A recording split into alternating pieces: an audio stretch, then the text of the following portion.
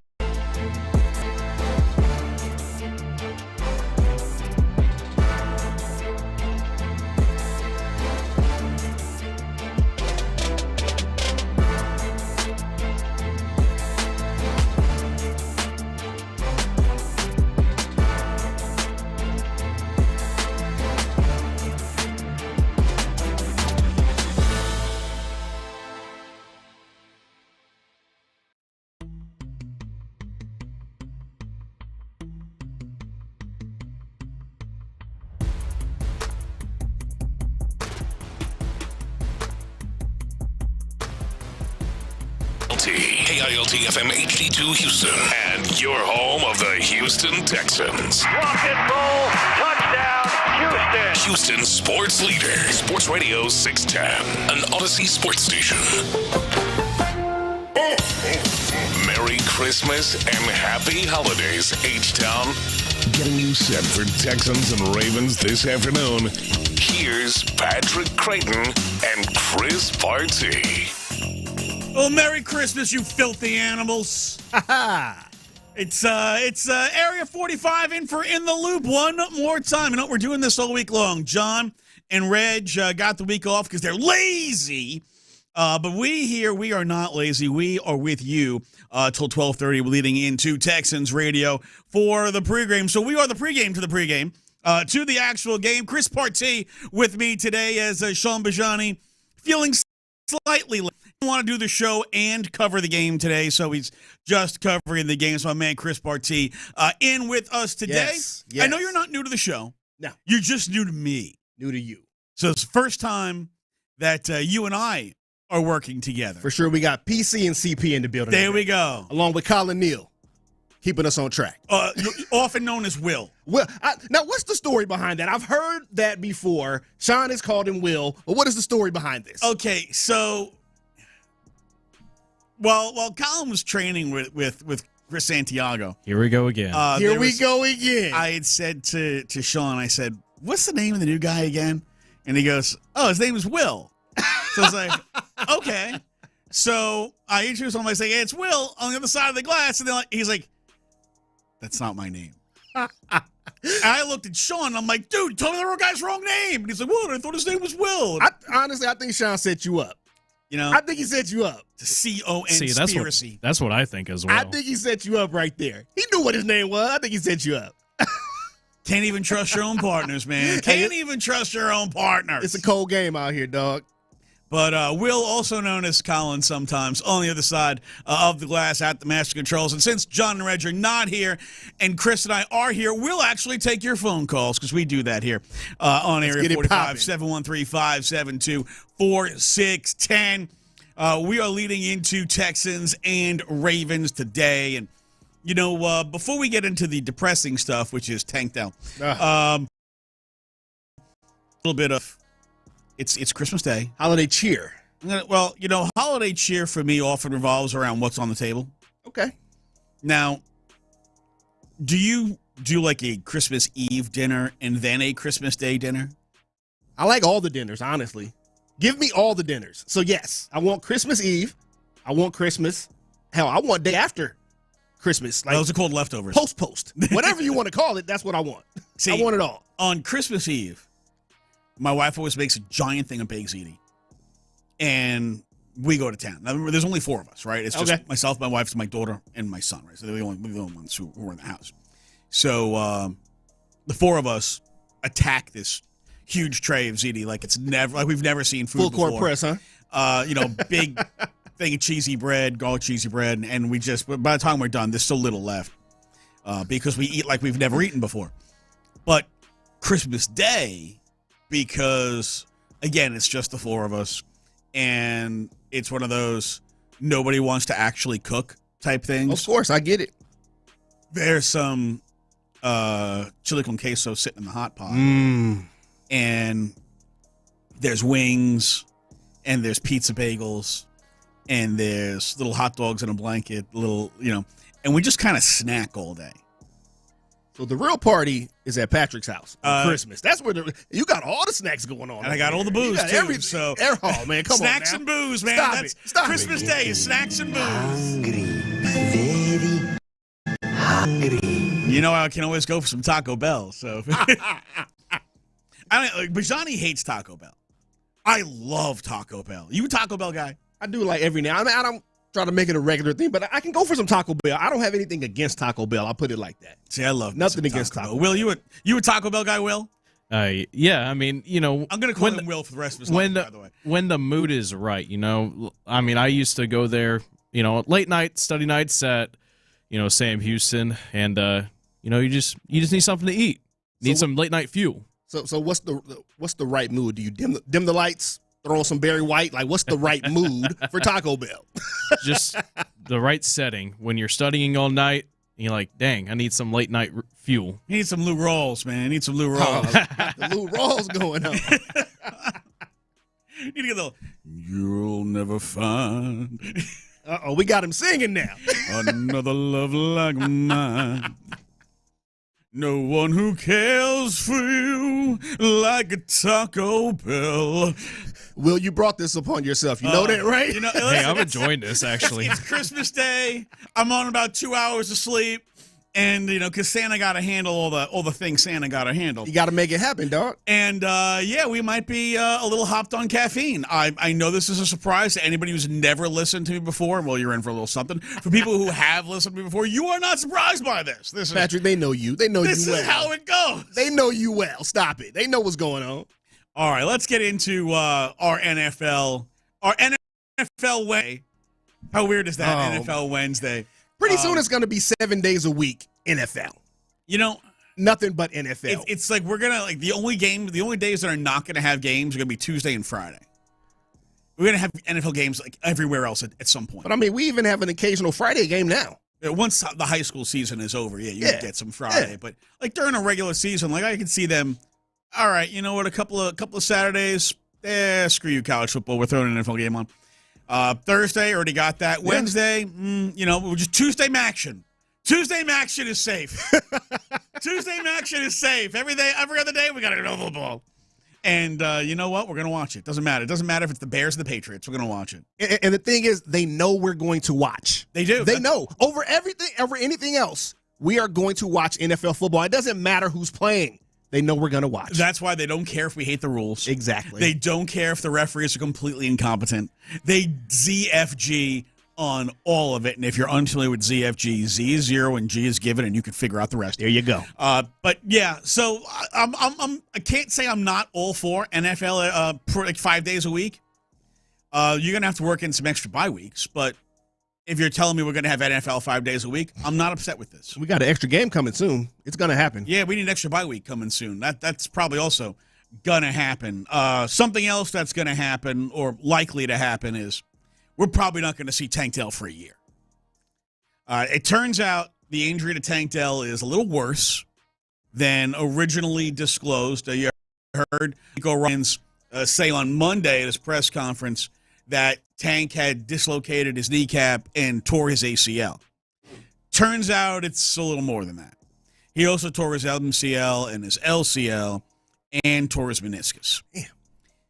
The reality on this is he's probably not going to play next year. That much damage in the knee, you're talking about 2 surgeries. You can't do it all at once. No.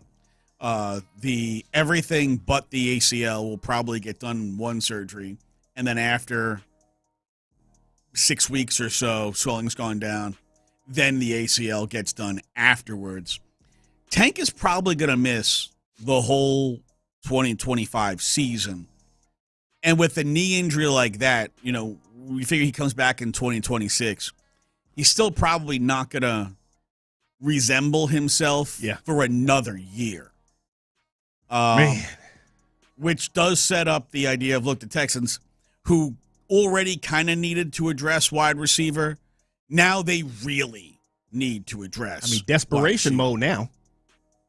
So they went to, you think about, okay, next year, you're definitely drafting a wide receiver. Like, absolutely 100% you are drafting a wide receiver, and you're probably drafting a wide receiver the first 2 rounds. You know, could you look into the trade market? Because I know there's a certain former Ohio State Buckeye who happens to play in the swamps of Jersey who would love to GTFO there. Wait a minute. I thought he wanted to be there. Oh, no. He don't want to be there. Garrett Wilson did not want to Garrett be Wilson, no, not anymore. In the swamps of Jersey. Not anymore. And then, you know, there's a free agent route. Would you entertain bringing back Stephon Diggs? There's a lot of options, and all those things will go on. But for right now, in this immediate moment, there are not a lot of options. And the Texans went and did something that you might say is a little un-Texan-like.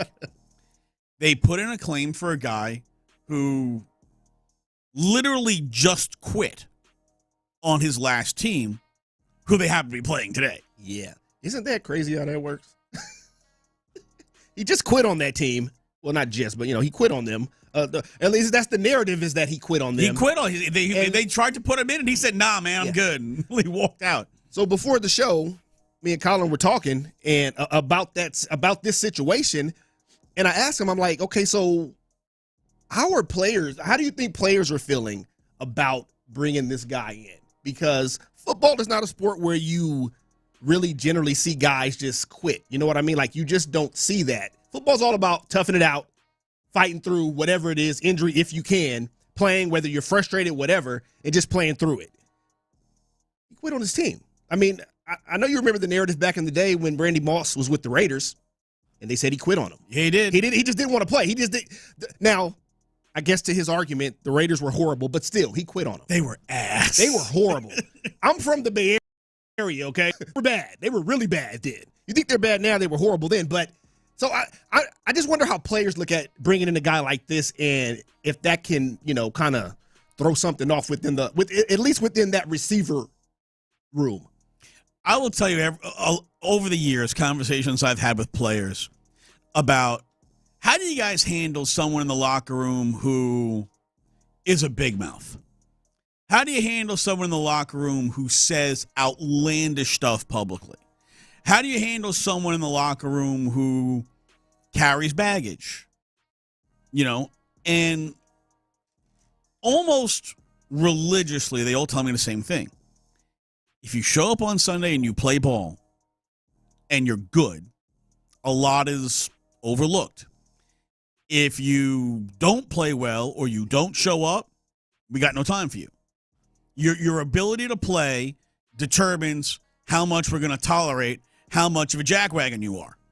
And for Deontay Johnson, who, got himself out of Carolina, not a bad thing considering in the beginning of the year, that was the ultimate train wreck franchise. Oh, yeah. But then you get to Baltimore. You get to a team that is a legit Super Bowl contender. And you're more worried about, well, why am I not the number one receiver, as opposed to, hey, I escaped football hell in Carolina. And it's, he wanted to be the primary. He wanted to be the number one guy, and, they were a total wreck.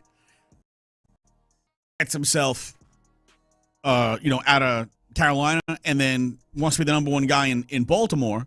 Well, you're not the number one guy in Baltimore. Zay Flowers was the number one guy in Baltimore. Yeah. And you're coming in, and you're not like, John Harbaugh, one of the most respected, most successful coaches in the NFL. Definitely. You're not going to walk into his franchise and, okay, by the way, you're starting everybody else who's been here and has put in the time and put in the work and put in the practice and put in the effort. We're just going to jump the line on that. That's not how he coaches. Now you're coming to Houston after you just quit on that team because you didn't like having to wait in line. Realistically, is he the most talented wide receiver on the team, not named Nico Collins right now? Yeah, he is. Should he be starting a game when he's been on the team for 48 hours? Probably not. Yeah, probably not. What kind of role does that guy have? Can he return punts? I mean, how much punt scheme do you have to learn in order to return punts? Most of returning punts is make the first guy miss and then run 10 yards. So what are your expectations for bringing in Deontay Johnson 2 weeks to go before the end of the year? A guy who's got a lot of baggage on him right now. What do you expect? What do you expect for him? Let's couch this two ways. What is your hope for him? And then what is your realistic expectation? I think the hope should be come in and contribute. Play your role. Don't be a headache, right? Leave your baggage at the door. Whatever happened, Baltimore, Carolina, that happened there. You're here now. Come in, be a teammate, be a team player. Realistically, as far as today, I don't think we'll see him do a lot. As far as snaps on the field, I don't think he'll get a lot. I mean, he's been there. What was it, Monday that he signed? Or that they claimed him? Yeah, he got assigned to them through the waivers on Monday evening. I think we'll see him out there, but it won't be a lot. I don't think it'll be a lot. I mean, how much could he have learned from the playbook in 2 days? Now, obviously, as a receiver, the route tree, I think, is like 9 routes, right? So, I mean, it's not but there's other nuances and aspects to learning the playbook, obviously. So it's got to, but in general, how much of it is he going to be comfortable with over the next 2 to 3 weeks? We got a wild card game in 2 weeks, or, a couple weeks from now. So how comfortable can we really expect him to be? So realistically, I don't expect a lot today. I think as time goes on, which is going to be no more than 3 weeks, we can see a little more, but it's just too short of a time. I mean, you're bringing him in literally at the end of the season. I can't expect the world out of him. I just can't. So, bro, run nines? Yeah. Run nines. Pretty much. That's about it. Yeah. I think that's about what we'll see today. Can you block for Nico on the screen and run nines? Yeah. Run the go route. That's it. It's not that he's not talented and hasn't been a good receiver, when he has been motivated to play, but he's got baggage. And he's not going to come in here and be the number one over Nico. Nico has established that he's the guy here. You're not going to come in here and be the guy. I think he's had 39 snaps over the 4 games that he played for Baltimore. 39 snaps. Yeah, so, roughly, let's round up 10 snaps a game. Does he, roughly. Can he get 12 snaps today? I think he might get around 10. I think he'll get around 10. Maybe. Maybe. You get 10, 12 snaps and, haul in the 2 targets you get. If he scores a touchdown, that's just a bonus. If he scores a touchdown, that's a bonus. You can run a fade route, yeah. In the red zone. Exactly. Okay. That's it. To expect much more than that, I think, is insane. I just think it's insane. Not going to happen. It's crazy, right? Because here's a guy who, is a talented player, like physically talented player. But you're in a situation where you have absolutely burned any value you have going into the free agent market this year. You've burned it all. You now have essentially 3 games for a team you joined 2 days ago. 3 games to try to rebuild that value. How hard do you want to work to rebuild that value? Because I get, if you've the 4 games he played in Baltimore, he had 1 catch for 6 yards. And nobody's giving you a contract because you had 1 catch for 6 yards. I get that. Nobody's going to pay you. No. So I understand from a financial point of view, he was in a situation where he wasn't going to make any money. Yeah. The way he handled it getting out of there certainly isn't going to make him any money. He has 1 chance to rebuild his value, and that is to play his absolute best over 3 games in what's probably going to be a very limited opportunity with the Houston Texans. So I hope whatever intel he can give them on the Ravens is worth it, because for a guy who seemed very checked out, I don't know that he was paying attention to the meetings. The one thing that's on his side is that he's still fairly young. And the NFL, there's going to be a coach, there's going to be a GM that sees something in him now. He probably won't get a big deal next year, and it'll probably be a 1-year deal wherever he goes, whether it's back here in Houston or somewhere else in the NFL, but he'll get a shot. A 1-year deal with low base salary, exactly. A lot of incentives, and if you ball, you'll make a lot of money. He'll get a shot. And I think that's kind of how that's the best case scenario for him at this point is, hey, here's a $2 million salary, but for every time you hit a marker, here's another $1 million. Here's another $1 million. Exactly. Here's another $1 million. So this way, if you wind up with 80-something catches, you probably made, an extra $8 million. Yeah. And that's probably the best case scenario for him. I just hope that he can realize that and where he kind of went down the wrong path. You know what I mean? I hope he can realize that it's not just the world against him, but the way he handled it probably wasn't the right way to go. And you know what? We are hoping for the, revenge game motivation here. Wouldn't he feel great catching a touchdown against the Baltimore Ravens? Coming up next, the General, John McClain, takes busy time out of, his Christmas movie schedule. Because, John McClain, of course, the key character in Die Hard.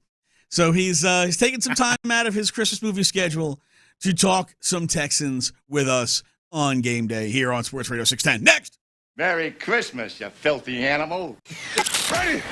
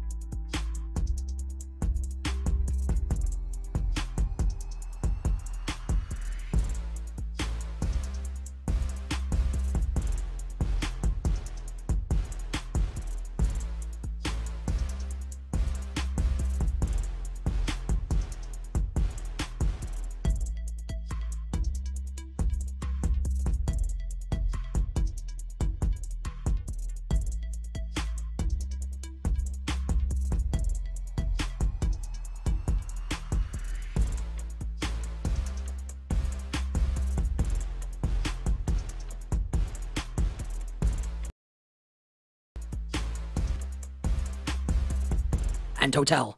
Well. Welcome to the party, pal! I got a 6-month backlog in New York scumbags I'm still trying to put behind bars. Come out to the coast, we'll get together, have a few laughs. Who gives a f***? Guess I was wrong about you. You're not such a Ass. How's that, ass? Shh, it's okay. I've done this before. I'm that Energizer Bunny. Listen to me. Sister Teresa called me Mr. McClain in the 3rd grade. Friends call me John. Off. You're neither, shithead. Yeah, I got a deal for you. But I let you live. Yippee-ki-yay, motherfucker. Even on Christmas Day, graces us with his presence. Our resident movie star, Hall of Famer, and knower of all things Houston football. He is the General John McClain. Merry Christmas, John. How you doing? I'm great, guys. How are you? Merry Christmas. Happy holidays to all your listeners. Man, always appreciate you taking some time with us, John, especially now here on Christmas Day. Let's start off with the latest on Tank Dell, which is there's a lot more damage in his knee than may have previously been relayed. Is how much jeopardy is his career in right now? You don't see anybody suffer career-ending injuries anymore. I would expect him back in, 2026 for sure. He's still young. Maybe he'll heal, and get to play next year. You have a dislocated knee, which is worse than a dislocated kneecap, and you have 3 or 4 torn ligaments and cartilage damage. That is serious surgery, but he's young, he's strong, and he'll have those surgeries. He'll attack his rehab the way he did last year when he suffered the fractured fibula and then when he got the gunshot wound in the off season. So hopefully Tank Dell will be able to come back and avoid any more injuries. But the severity of it is pretty serious. Other guys that I've seen have multiple ligaments plus other damage in their knee like that, they have missed a season. And the fact it's so late in the season, that's why it doesn't. Even if it was just a torn ACL, he wouldn't be back before 8 or 9 months. And that's just torn ACL. And they may not do all those operations at the same time. So anyway, everybody's praying for Tank to have a successful recovery. Hey, John, Chris Barty here. So going off of the Tank Dell injury there, so obviously the Texans went out Monday and picked up Deontay Johnson off of waivers, and we all know some of the issues he's had recently. What are you expecting in such a short period of time? He's been with the team 48 hours, even beyond just today's game. What are you expecting over the next couple of weeks to see realistically out of Deontay Johnson? Chris, we won't see him today. You can't get a guy active on a short week. D'Amico Ryans said that before they knew they were going to have him. The Texans and Chargers, both of whom have strong leadership at head coaches, they wanted him. The Ravens were infuriated with him. He wouldn't go in a game because he didn't think he was a big enough part of the offense. And he played pretty well at Carolina, and he had couple of great years with Pittsburgh. And so he's in the last year of his contract. So this is a brief audition. They hope he can make a contribution against the Titans in the last game in Nashville. And then in the first round playoff game they have here, which could be the Ravens or the Steelers, and fans better hope and pray it's the Steelers and not having to play the Ravens 2 times in 3 weeks. But I think D'Amico, that he will make sure that kid's got his head on straight.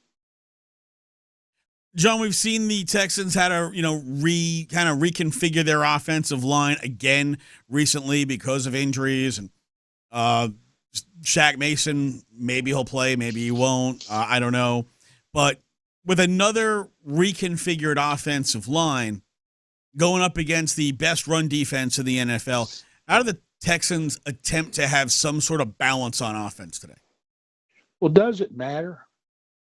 You think about this offense, it's amazing to me how inconsistent the run blocking is. How many times we see Jason get in the backfield, 3 games he's had where he's had fewer than 2 yards carrying. It's not him, it's them. And I thought Kendrick Green played pretty well last week in place of Shaq Mason. Shaq won't play in this game, and I'll be interested to see. I certainly think Kendrick Green deserves a start over any of those other guys, and they're not going to run the ball against the Ravens.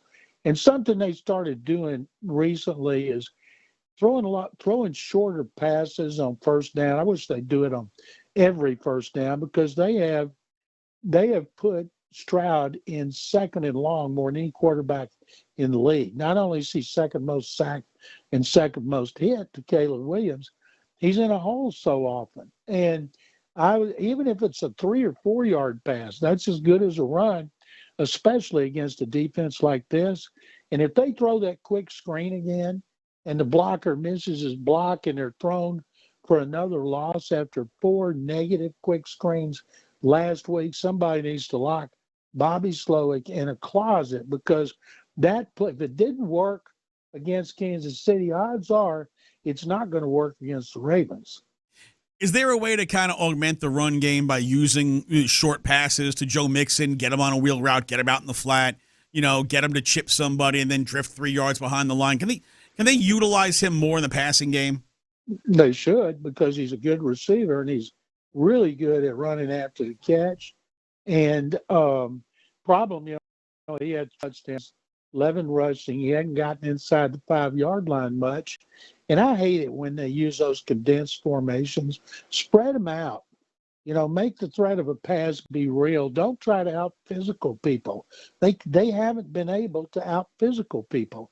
And they're certainly not going to do it against the Ravens. There's so much pressure on C.J. Stroud in this game, which means there's extra pressure on the linemen and the tight ends. Their tight ends have had some problems. Dalton Schultz has missed some blocks.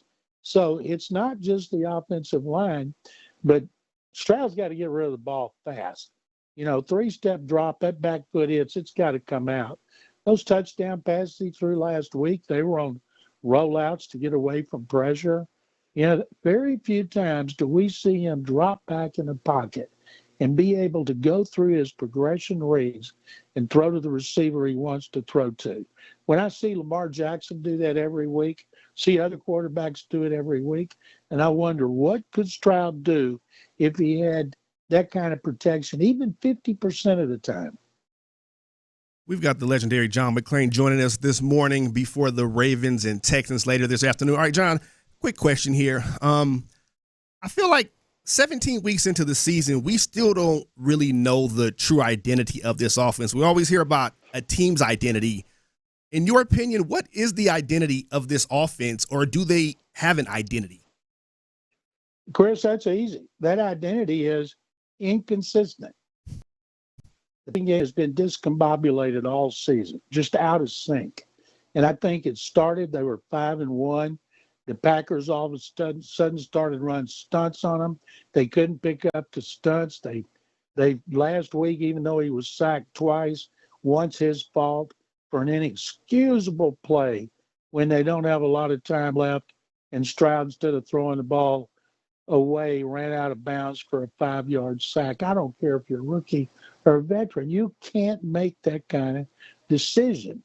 And so he's been inconsistent. Most of it's because of the pressure. You see him getting rid of the ball before he needs to or holding it too long because he's got to be cognizant of the pass rushers. The blitz has killed him. Last week there was a blitz in which he threw the hot receiver immediately. There was another time of blitz. I believe it was a guy covering Dalton Schultz in the slot, and he blitzes, and immediately Schultz should have broken off his route and turned around. Instead, he just kept going. So they've done it. There's a lot of things that happen on offense where they look poorly coached, and they do. At this point of the season, they make mistakes they should not be making. That's an example. And hopefully they can get it together again today against the Ravens, who I think are as good as any team in the league, and that includes Detroit, Buffalo, Kansas City, because Lamar Jackson right now is playing better than he did when he's an MVP. He already has his career for yards touchdowns, fewest interceptions, completion percentage, yards per attempt, and rating. He has been fantastic. He has more weapons. And then, of course, Derrick Henry makes him even better. You know, Derrick Henry's 14th game he's playing against the Texans. He's at 600-yard games, 4 200-yard games. Remember, those were 4 in a row. But last year they did a fabulous job against him, in which I believe he had 12 carries, 17 yards in the first game, 12 for 31 in the second. The Texans won both of those games. But, man, today they got to be worried about Lamar Jackson.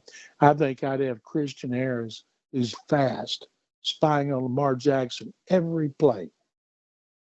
He is the General John McClain joining us on the guest line, and he'll be with us one more segment. He'll join us again next, live from Nakatomi Plaza in Los Angeles. More with General John McClain next. The Texans 27-19.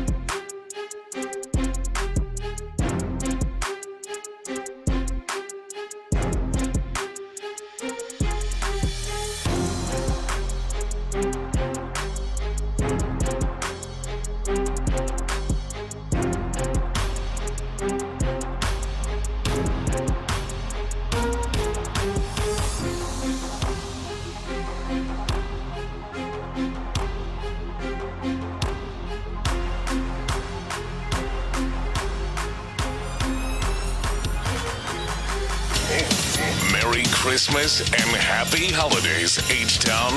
Getting you set for Texans and Ravens this afternoon.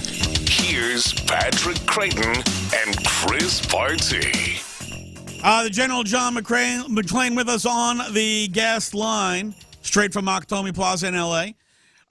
John, let's get back into some Houston Texans here with Tank Dell. Tank Dell was playing really well. He was having a hell of a game before he got injured.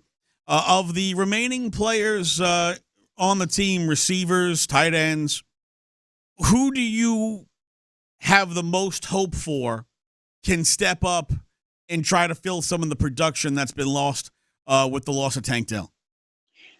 Patrick, you got to figure that the Ravens will double cover Nico Collins. They'd be stupid if they didn't. And then you've got John Mechie, and then you have Robert Woods. I've always thought if they gave Xavier Hutchinson more opportunity, he might be able to take advantage of him, but obviously they haven't thought that way. So you'll have Mechie and Woods. Woods, of course, has a lot of experience. And if you're not protecting the quarterback and giving him time to throw, it's like it doesn't matter. Tank was having his best game and, of course, made that fabulous touchdown catch. Everybody was in awe that he held the ball despite that injury. And so I would think one of those others need to step up. Dalton Schultz had 5 catches, but he doesn't have a lot of yards anymore because they have to break off the routes because they don't have protection. I think they should and will try to get Joe Mixon involved more, get him, like you mentioned earlier, the ball out in the flat. You know, they're one of the worst screen teams I've ever seen, and it's too bad they can't execute a screen because a great way to take advantage of a pass rush flying up the field is to beat them with screen passes. You see it happen all the time in the NFL, except here. So there's a lot of ways they're going to have to distribute the ball. And, of course, the key is defense, too. You'd love to think they could control the ball and keep Lamar Jackson on the bench, but that doesn't happen. Their running game is not built that way. They're just not good enough at run blocking. And so they're going to have to do a good job against Lamar Jackson. He's 4-0 against them. When he plays against the Texans, the average is 33-10, and that's not good. They've lost 5. Last time they beat the Ravens was in 2014 here. And so the defense, you think, can they hold them to less than 30 points? I'd be shocked if they do. And so they'd have to get into a scoring contest, and the Texans haven't scored a lot of points against anybody other than Dallas and New England, and defense played a big role in that. So, John, other than spying Lamar Jackson all game, how do the Texans go about stopping this guy? I mean, he's having a great season. Yeah, he's not getting all the attention for MVP this year, but he's going to be in the running. I mean, how do they go about stopping him? And then you also have Derrick Henry back there. I think they're going to win their last 2 games. They're going to win the AFC North, and he's going to be the MVP. Josh Allen's just coming off a terrible game, his second worst game of the year, to when he played against the Texans, and they barely beat the Patriots. Now, they're fortunate they got 2 dogs, including the Patriots, to play again. But if I had a vote, I'd vote for Lamar Jackson. These are the 4 rushing totals that Lamar Jackson has against the Texans. 10 for 79, 41-7 was the outcome. 16 for 54, the 33-16 victory. 6 for 38, minuscule. They won that one 25-9. And then in the playoff game last year, 34-10, he had 11 carries for 100 yards. So it's not like they didn't see him a lot last year in 2 games in which he had 17 carries for 138 yards and 2 touchdowns. And the threat of giving the ball to Derrick Henry, you're going to have somebody just assume every time Lamar Jackson is faking the ball or keeping it, he's going to keep it. You got to have somebody, forget about Derrick Henry. You got to worry about Lamar Jackson and let others worry about Derrick Henry. One of the most impressive things they did against Henry last year with the Titans, they hit him in the backfield. Their defensive line played great. He never was able to get up a big head of steam like he's noted for. In this season, he's had 278 carries, 1,636 yards, 13 touchdowns. He's averaging 109 yards a game rushing and 5.9 a carry, and he has 2 touchdown catches. He won't win Offensive Player of the Year. That's going to Saquon Barkley. But Henry is having a fantastic season, and they know him well enough to know how you get him. Well, you got to get a bunch of hats on him, as they like to say. And when you got a double-headed monster of him and Jackson, you better have somebody hitting both of them on every rushing play, whether they have the ball or not. John, what you mentioned about Lamar Jackson and, where he is versus maybe where he should be in the MVP conversation. And was it a year ago where Lamar had a massive game on, around Christmas against the San Francisco 49ers and essentially locked down the MVP with a huge performance in a big game on a, nationally televised game. Is essentially kind of looking at the same scenario here where he can kind of leapfrog the rest of the field, particularly Josh Allen, with a big game on a, nationally televised game Christmas Day. They should have a big audience. Can you imagine what the audience would be if it was not on Netflix? Now, locally, of course, it's going to be on Channel 11, but they're not going to get anywhere near the kind of audience they would. But there's going to be a lot of people watching it who have votes. The AP panel, which is comprised of writers, broadcasters, include a lot of former coaches and general managers and players who are in the media now. And it's what have you done last? And Jackson he's had a lot of great games. Think about it, 37 touchdowns, 4 interceptions. That is amazing. And that's why I think he's going to they're going to finish strong. Nobody's going to want to play him in the playoffs. And he's going to be the MVP for the 3rd time. All right, John. So you mentioned the game being on Netflix there. I want to get your thoughts real quick on the NFL going more to these streaming platforms for a lot of these games, especially the playoff games. We saw it last year, and it feels like we're going to see more of it moving forward. Do you think that do anything to, I guess, throw off or obstruct their stronghold on the sports world as far as like watching, getting all these great ratings? I mean, how do you feel about all these streaming platforms getting all these games now, being involved? Well, they're getting a lot of money for it. That's why they do it. People like, well, why are they playing on Christmas Day? Well, because they had to play on Christmas Day, Wednesday. That's why they put these 4 teams on Saturday, so you have the same turnaround like you do a Sunday game for Thursday. But as long as the streaming services are offering the big bucks, they'll do it. They can never go totally streaming. Congress would remove their antitrust violation, but it's making them more money. And we know all teams need money because they're almost in the poorhouse, and they need every penny they can get. The price of franchises now is skyrocketed. In the latest Forbes release of the most valuable franchises, the Texans are worth more than the Dodgers. Now, that surprised me. Wow. That's because it's the NFL compared to the baseball. And, of course, the Cowboys' most valuable organization in sports all over the world with a value of more than $10 billion. And the NFL just keeps moving up in value, surpassing soccer teams, and it's because of the streaming services. So we're not going to get less, Chris. We're going to get more next season. General John McClain with us on the guest. John, the Texans have already lost Jalen Petrie for the year. Now they lose Jimmy Ward for the year, and they've kind of got to reconfigure the defensive secondary. They're looking at moving Kamari Lassiter inside into that nickel spot. How do you see the Texans reconfiguring the secondary?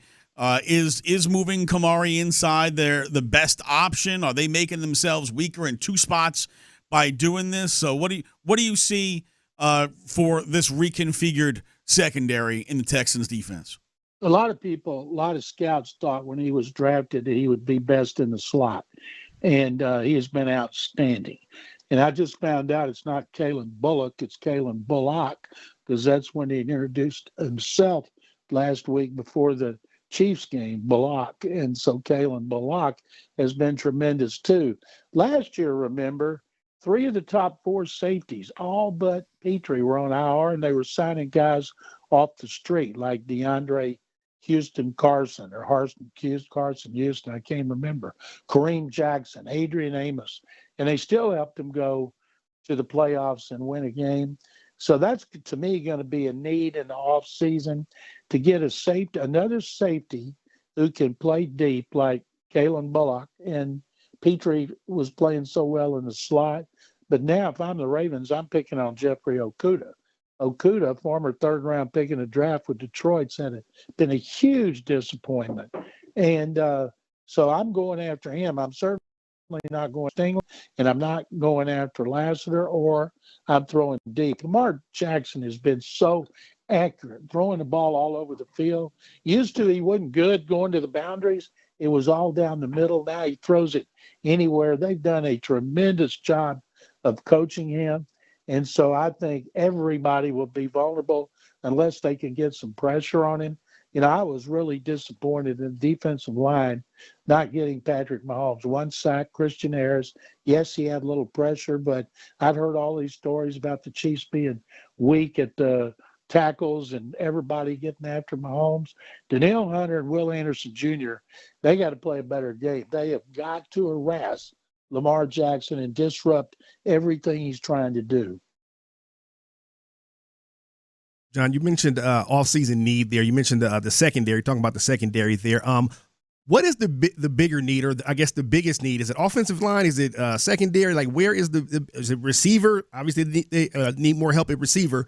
In your opinion, where's the biggest need? What group? Their biggest need is the offensive line. If you can't function as offense the way you want because your pass protection and your run blocking, you got to target it. I'm sure Chris Strausser, the coach, is going to get fired, even though he did a terrific job last year when they were playing a bunch of backups for much of the season. But somebody's got to pay for this hanging, so to speak, and it'll be him. But they got to target that. Now they're going to have to get a receiver, whether it is a veteran. I'm guessing it would be a veteran, but Neil's not have money to throw around in free agency like he did last year. And they got to get a safety because they've still given up the most touchdown passes in the NFL, despite the corners playing well, despite the linemen and linebackers playing well. And they've given up too many touchdown passes, not just in the red zone, but inside the 10-yard line. Sam Darnold had 4 like that. And they've been better about giving up the long touchdown passes. But those are going to be need positions. I think they'll sign veteran receiver, but maybe spend money there. But, boy, they have got to do something about the line or they'll be spinning their wheels next season. He is the General John McClain with us on the guest line. John, thank you so much for taking some time with us today. Merry Christmas to you and the family, and we'll talk to you next week. Patrick and Chris, Merry Christmas to you guys as well, and I hope you have a fabulous day. He is the General John McClain with us on the guest line. Around the NFL coming up next. Nobody's leaving. Nobody's walking out on this fun, old-fashioned family Christmas. No, we're all in this together. Ready? It's a quick turnaround for the Texans with a game coming up on Christmas Day. The Ravens are in town this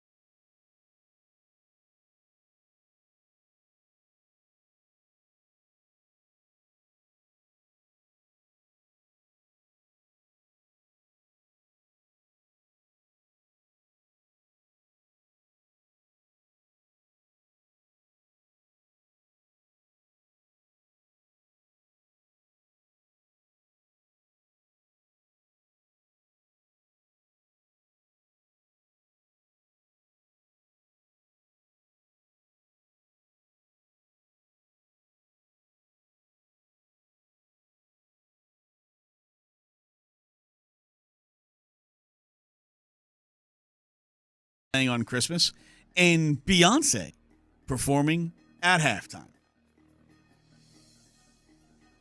NFL, you know y'all wrong for that, man. You know that's our day, man. And the games this year ain't even that good. But I'm still going to watch basketball. I'm going to watch Beyonce, though. You got to watch Knicks Wemby. What is it like in the engineering department at Netflix making sure that that stream can handle however many people show up for Beyonce? If they couldn't handle Jake Paul. There's a little different levels to this, you know what I mean? This is B. Somebody's job is on the line behind this. I just remember watching that pop out and that prom stream. That joint did not want. It was the cleanest, crispest stream I've ever seen. It did not. But the comparison between who was trying to watch that and who gonna be trying to watch Beyonce is a whole different ball game. You dealing with the Queen Bee, man. People are not going to turn until Beyonce. They got to be ready for that, like, flood. They should work in tandem, NBA, NFL. I mean, we all on the same day. Like, let's not overlap no if you want to really make this work. But NFL saying that, yeah. It's on a Wednesday. Yeah, that's a fact. It's not even a Thursday game. They gonna be having these dudes out here playing on Sunday and then back out there on Wednesday. Yeah, money talk, bullshit walk, man. This is NBA. This is Christmas on NBA. Like, waking up, opening your toys, watching Knicks Boston on Christmas. This is what we talking about. NFL, you come disrupt that. But Adam, we more collaborative nowadays. You know what I'm saying? It ain't the Iron Fist. We more collaborative. Yeah, start a whole nother ball game. Yeah. What? Y'all only can play at 8 o'clock. Like, you don't even get to make this decision. This is y'all time slot right here. Chris, you've covered the NBA for a long, long time. They mentioned the NBA games not that good this year. Yeah. Your thought? Like, the NBA games today are Spurs Knicks, T-Wolves Mavs, Sixers Celtics, Lakers Warriors, Nuggets Suns. Is that a bad slate of games? The games you name, they get better as the day goes along. Let's put it like that. The games that are up against the NFL, like we got it on now, the Spurs and Knicks are getting ready to play. Nobody cares about that right now because you got NFL. No one gives a damn about, or the NFL is going to be on soon. No one cares about that. But it feels like the NBA has an inferiority complex. Did they day part their schedule? Did they day part their schedule to account for, we got to go against the NFL, we'll put up some weaker games. When the NFL games are over, we'll put up our good stuff? I'm pretty sure. Yeah. I mean, you have to.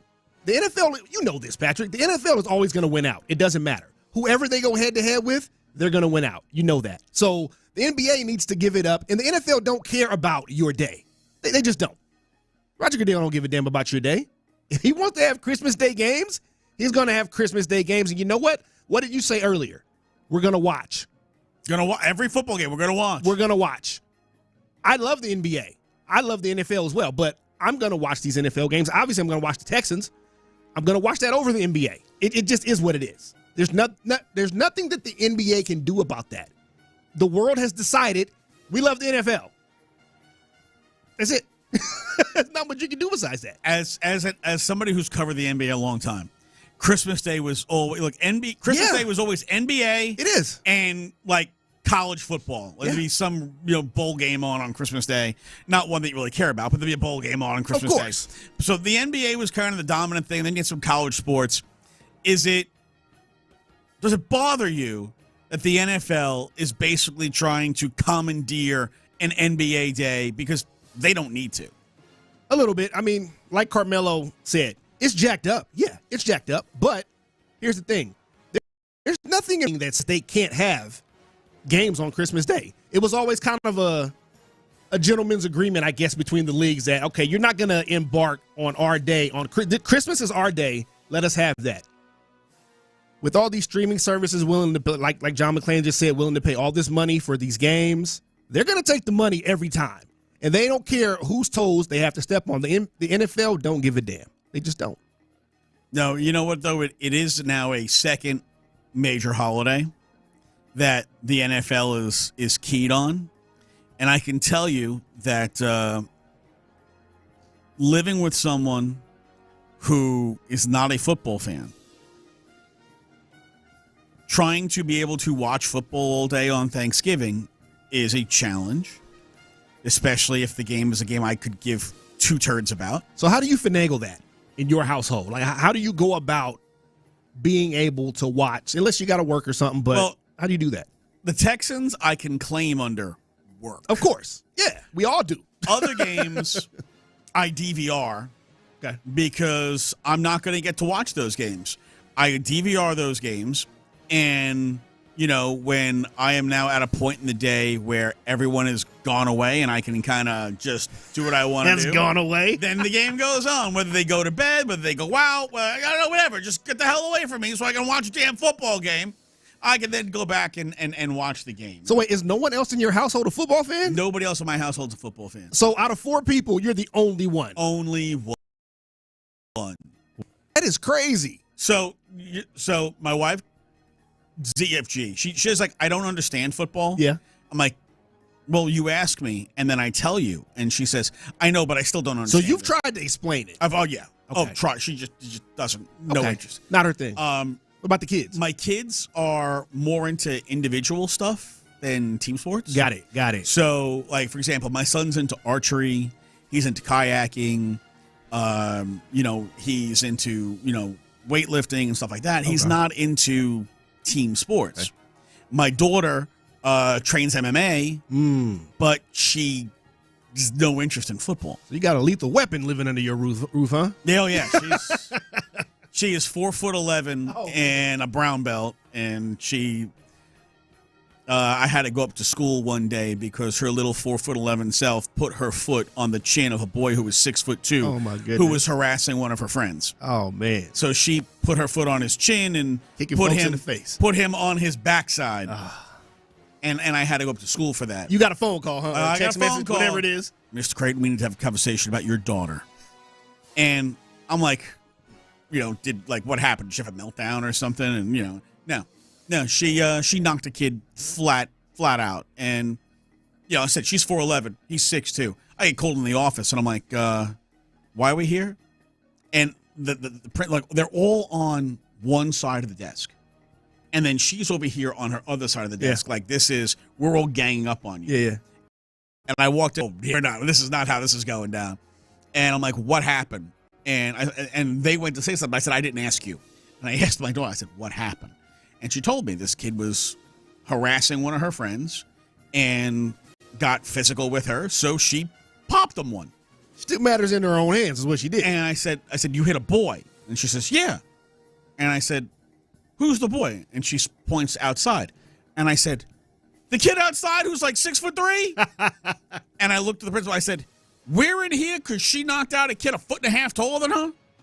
And they was like, well, that's not. I said, no, this is not acceptable. I took my daughter. I said, come on, we'll go get pizza. We left. We'll go get pizza. And as we walked out, the kid is there with his father. Okay. And I walked past him, and I'm like, I just looked at the kid, and I'm like, you earned it. The father looks at the son and goes, that runt is the one. And he's like smacking it. Dude, it was the funniest thing. Never got another call about my daughter, though. That's hilarious. That is hilarious. I love it. Oh, my goodness. All right, number 2. The Seahawks play tomorrow in Chicago against the Bears. Here's Geno Smith on what it means to him to be playing on Christmas. You remember watching pro sports during the holidays growing up, and do you have any memories of that and what it means to be out there in front of the country for this one? Yeah, for sure. Just memories of sitting on my grandmother's lap. She was the biggest football fan in my family, and she really, stroked my passion for the game. And, around family, opening presents and gifts and being around my friends and, just enjoying the holidays with family and watching good football. I think that's always been a tradition. It's definitely an American tradition, but definitely a tradition in my family as well. Was watching sports on Christmas Day a tradition in your family? I would say, yeah. I mean, for me, yeah, definitely. Used to watch it with my grandfather.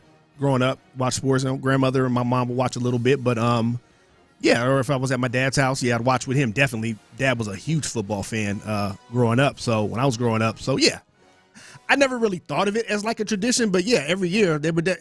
Especially, I would say for me more so with the NBA because that was a thing for sure on Christmas was the NBA.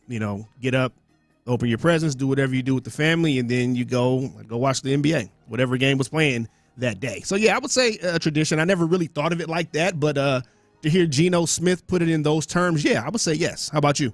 So, sports was not a tradition on Christmas Day in my house. No. I grew up at my grandmother's house. I grew up at my grandparents' house. So, my grandparents were not NBA fans. Okay. Nobody who lived in the house was an NBA fan. The only one who watched the NBA was me. I was, Knicks fan, which really started out with me as a Big East basketball fan with Chris Mullen in St. John's, and Patrick Ewing in Georgetown, Pearl Washington, Syracuse. When the Big East was a beast. And, the Knicks drafted Ewing in the 80s envelope. And, we won't talk about that. So I started watching the Knicks, but nobody nobody was a basketball fan. They were football fans. They were hockey fans. And unless, the Islanders were playing that night, there were no sports on. We watched Christmas movies on Christmas Day. Well, first of all, you opened all your presents. You probably played with your presents. Of course. And then there'd be Christmas movies and stuff, and there'd be all the food you could ever eat. But sports wasn't a big part of Christmas Day for me growing up. The NFL didn't play. Baseball's not on. Those might, if the Islanders were playing that night, they wouldn't be on until 7 o'clock or what, at least 5 o'clock. So there wasn't anything going on unless there happened to be a college bowl game on. Yeah. Like today, there's no college bowl game today. Where is the Holiday Bowl? Shouldn't the Holiday Bowl be on Christmas? Anyhow, and college football wasn't a big thing for me growing up either, right? There's no college football in New York. My grandfather would watch Notre Dame, or if BC was playing, he'd watch BC. Like, that's it. There was no, it's Miami and Florida State. Yeah, no, didn't get. So for me, there was no, it wasn't a thing. It's funny that you mentioned that about college football because, the Northeast, not really, as far as college football, especially in New York, not really a huge thing. I was on with Adam a couple weeks ago. I think right around the time Texas A&M and Texas played, and we talked about college and tradition and all that. And he asked me, growing up college football, and I was like, I grew up in the Bay Area, San Francisco. You got Cal and you got Stanford. You have what used to be the Pac-12. Exactly, used to be. Not necessarily traditional powers as far as college football, but when I was growing up, there's like 6 pro teams, so 5 or 6 pro teams. So college football, or really college sports in general, were not like a primary thing going on in the Bay Area. Now, if Stanford or Cal were good for some reason, now whenever they played, that got attention. But unless one of those teams was really good, no one cared a lot. So going back to what you said about around the holidays or just in general with college football, no, it wasn't really a huge thing for me. It was just funny that you said that. That kind of struck me there. It was just kind of one of those things. We just didn't. It wasn't. I guess maybe it's because of part of the country that I grew up in. Yeah, I mean, same here though. Yeah. By the way, the Holiday Bowl this year is Syracuse versus Washington State, and it's Friday. Okay, so I mean, it's still close to the holiday. It's in between the holidays. Yeah. Should be playing it. I probably won't be watching it, but it's in between the holidays. And Syracuse is ranked 24th, and I'd be very happy to watch Syracuse lose because every time Syracuse loses, the 25% of us in this business who didn't go to Syracuse, we all win.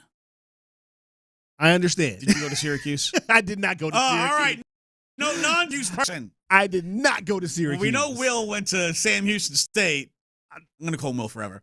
Colin, Will went to Sam Houston State. Ohio University. I went to LIU. So, we are not contaminated. Right? We're not contaminated by any Syracuse nasty grossness on this show. Glorious. Even more Carmelo Anthony hate. I do like Carmelo Anthony, though.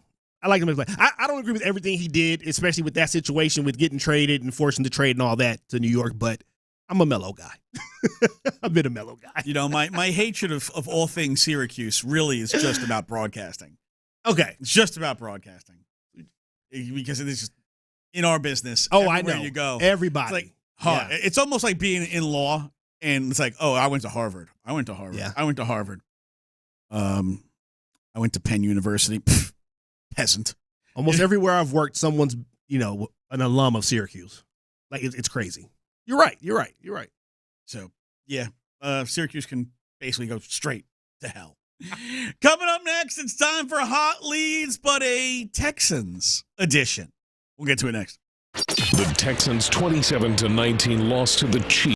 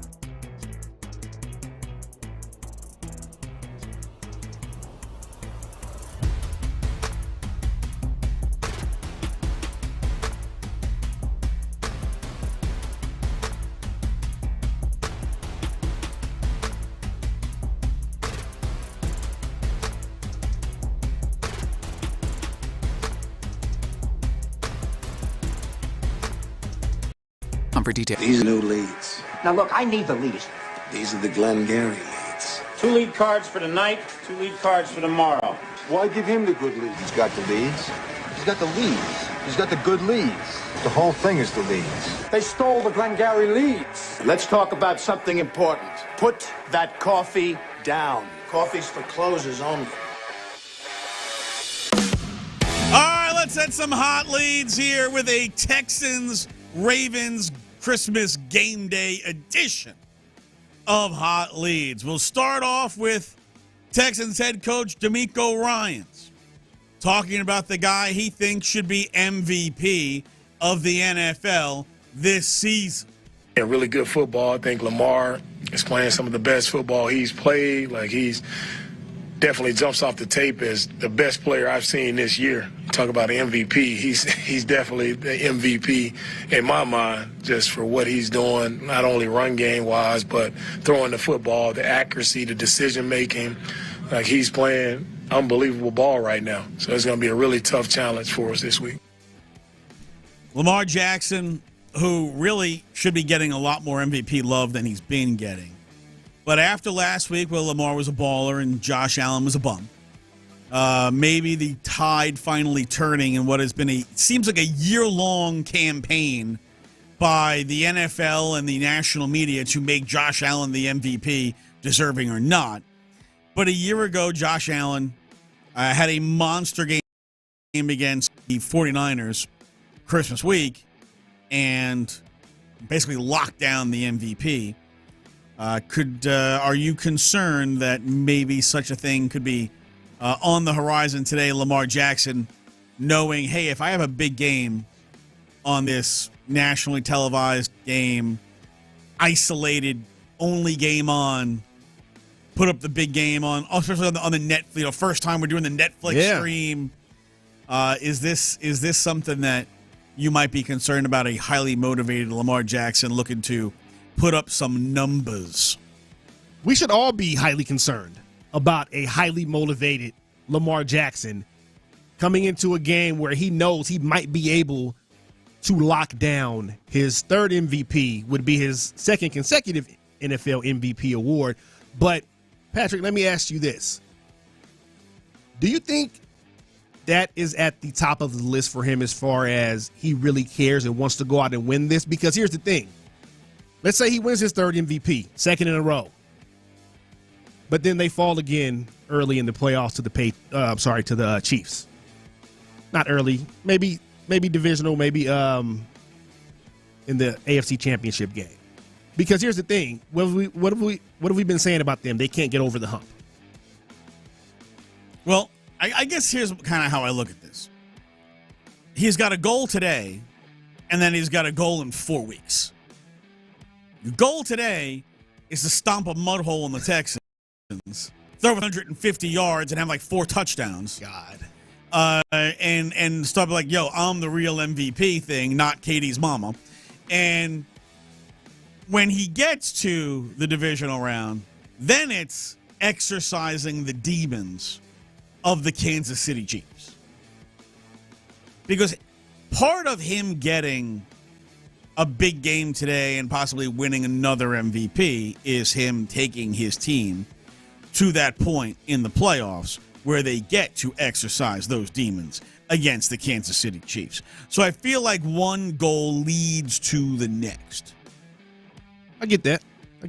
Also, there's a part of me that thinks the Texans are better off losing today, because if they beat the Ravens today, you're going to see them again in 2 weeks. Whereas if you lose to the Ravens today, you get a much better matchup with the Pittsburgh Steelers in 2 weeks. So I feel like there's almost an incentive.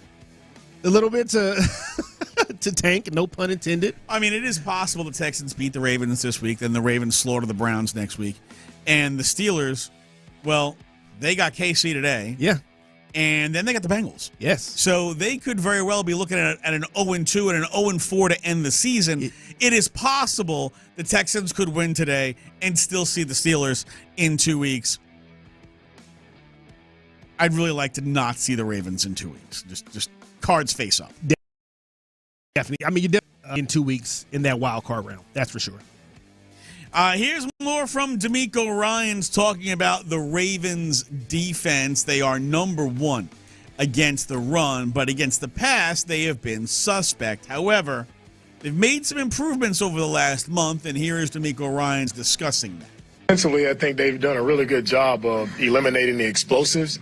You can see they're playing more shell defense, more cover two mentality. They will also mix in the man coverage, but I think they're playing more sound. Everybody is where they're supposed to be in coverage.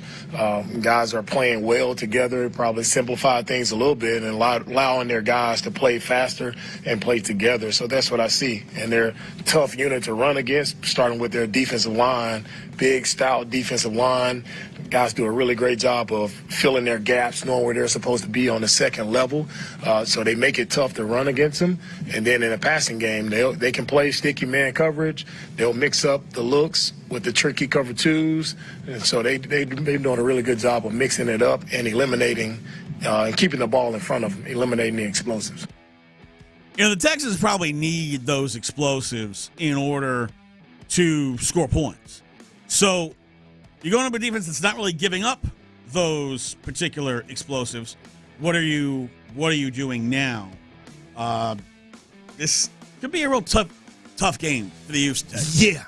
Yeah. I mean, it's tough because the Ravens are great, and it feels like the Ravens are always really good to run. No matter what else happens, it feels like they're always a good defense in general. But stopping the run is kind of their, I guess, their hallmark. But you can't just get pass happy. You got to have some type of balance, right? You got to be able to run a little bit. I mean, last week, Joe Mixon had 14 carries for 57 yards against the Chiefs.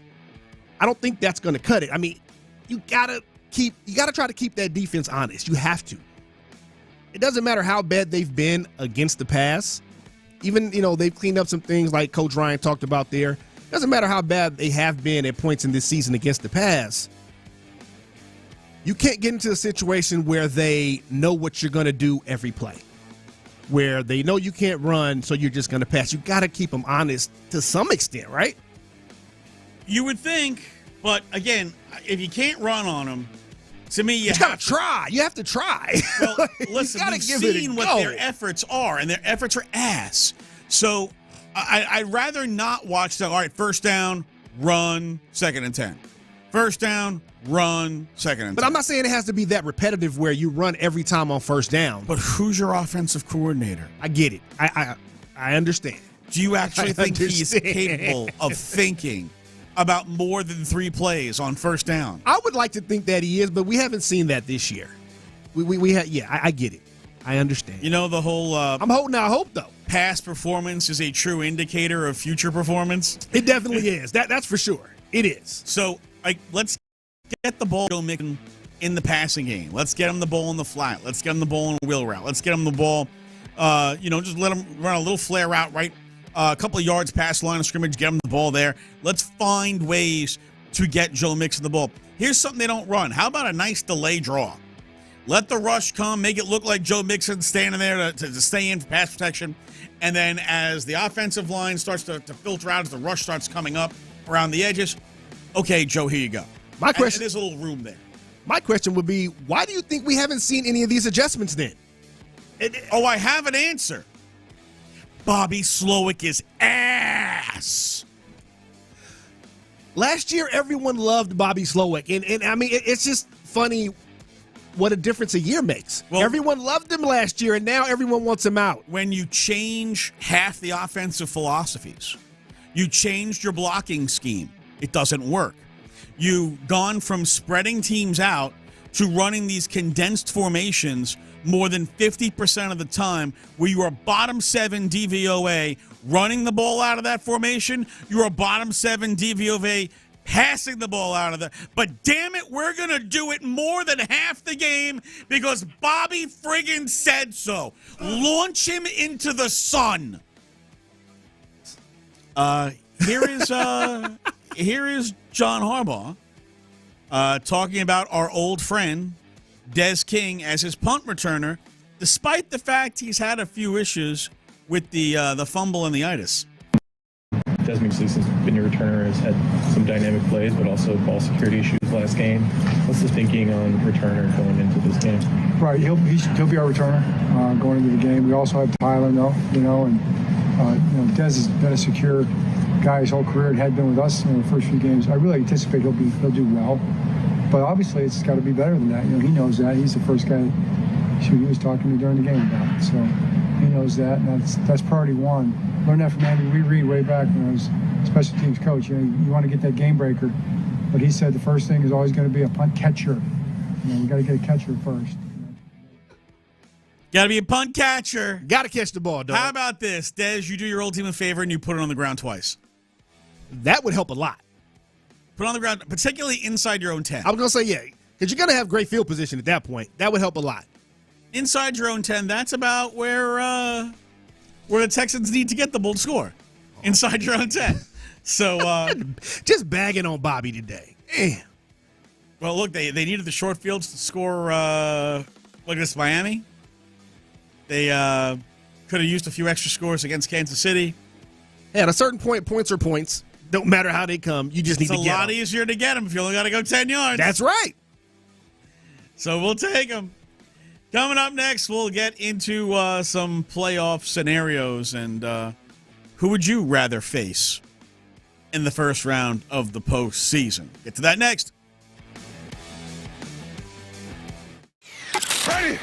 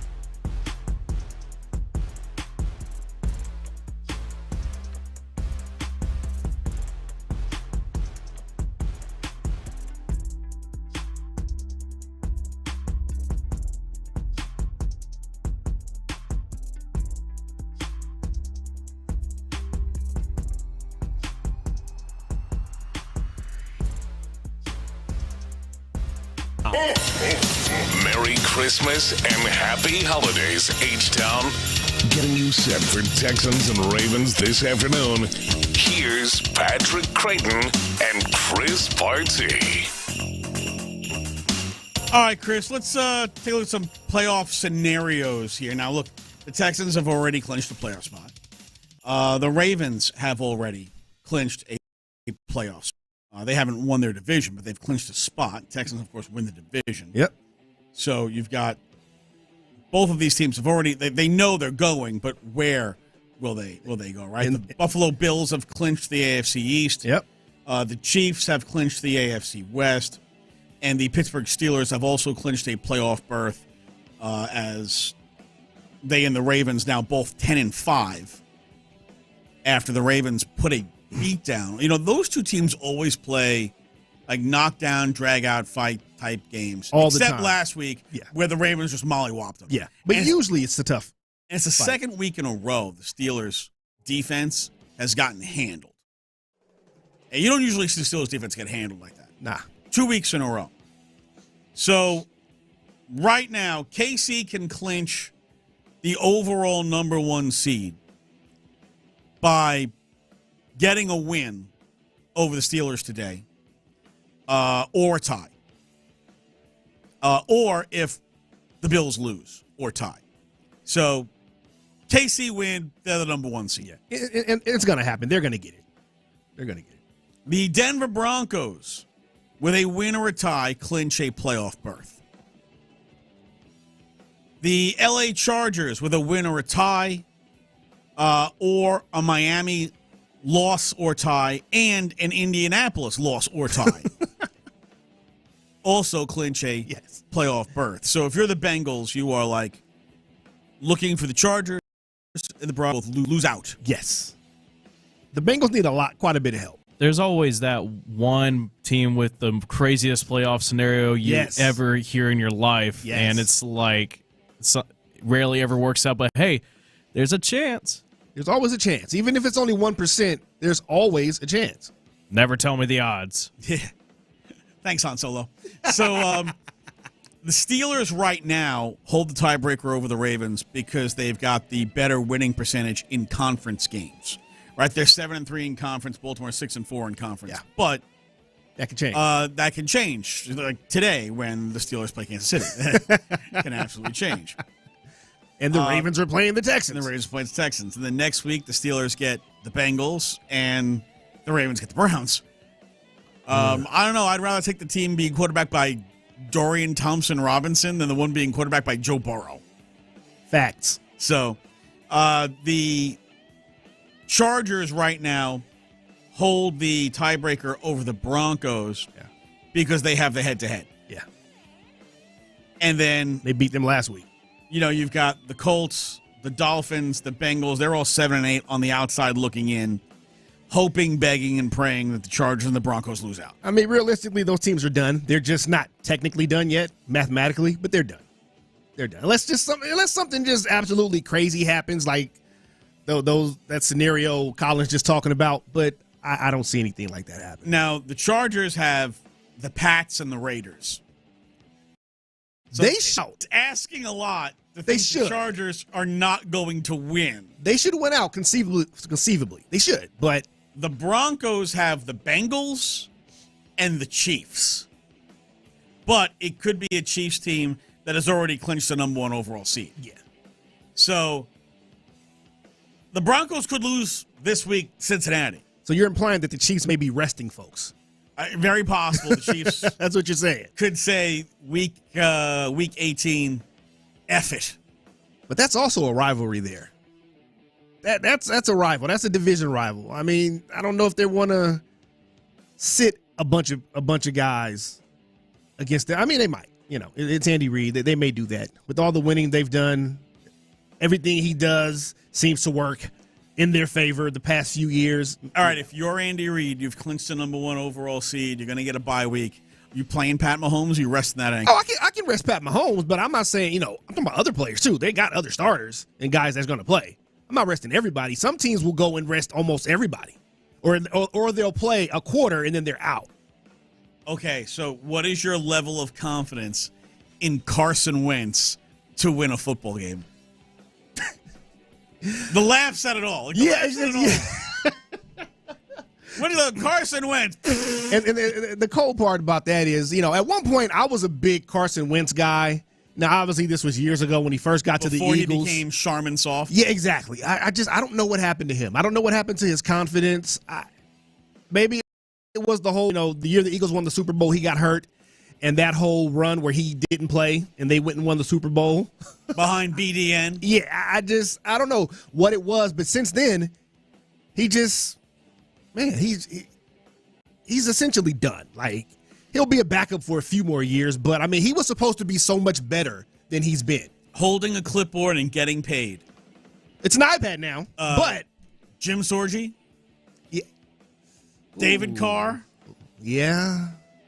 There's so many... There's a whole list of guys. Chase Daniel? Yeah. Famous backup quarterback. Yeah.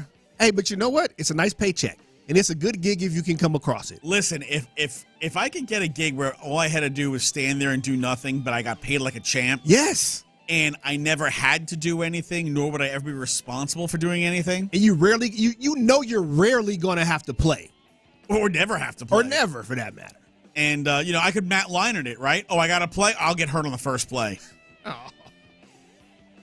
No problem. First play injury coming up. Oh, man. Yeah, dude, that's a nice paycheck. That's a nice gig, I got to wear my hat backwards? Oh, no, not that. Hold on. Can I just turn the hat around here? And... I get to sit on the side. Look at this. The hat's backwards. There we go. Get to do nothing. Yes. I get to sit on the sideline and act like I'm actually paying attention to these guys lose.